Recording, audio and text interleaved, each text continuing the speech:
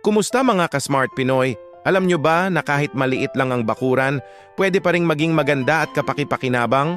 Tama nga ang narinig nyo, hindi dahilan ang limitadong space para hindi mo ma-maximize ang iyong outdoor area. Napansin ko kasi na maraming Pinoy homes ang may maliit na bakuran na nagiging tambakan na lang ng lumang gamit o kaya naman ay napapabaya ang maging lupaan. Sayang, di ba?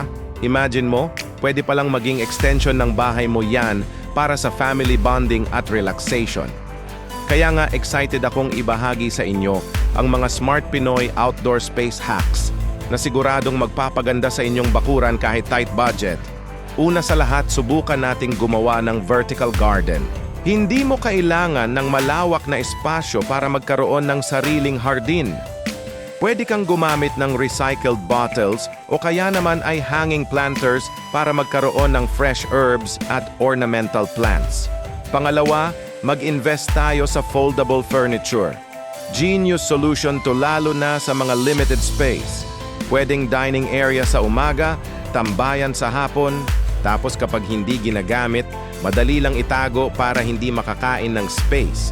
Para naman hindi maputik kapag umulan, maglagay tayo ng paving stones o gravel. Hindi lang ito nakakaganda sa itsura ng bakuran. Practical pa dahil hindi na magiging maputik at madaling linisin. Gusto mo bang mag-level up ang ambience sa gabi? Maglagay ka ng string lights o solar lamps. Instant cozy vibes agad yan. Perfect para sa mga family dinner o simpleng tambayan sa gabi.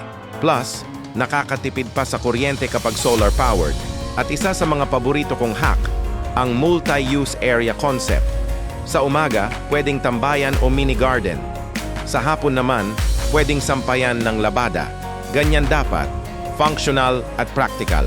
Kita nyo? Hindi pala kailangang malaki ang bakuran para maging maganda at kapakipakinabang. Konting creativity lang at strategic planning, magkakaroon ka na ng relaxing outdoor space na pwedeng pagbondingan ng pamilya. At bago ko makalimutan, abangan nyo ang susunod naming video tungkol sa bedroom lighting hacks para mas presko at relaxing ang tulugan nyo. Salamat sa panonood mga ka-Smart Pinoy. Kung nagustuhan nyo ang video na to, i-like nyo at i-share sa mga kaibigan at kapamilya na may maliit ding bakuran. Don't forget to subscribe para updated kayo sa mga susunod pa naming practical home improvement tips. Hanggang sa muli!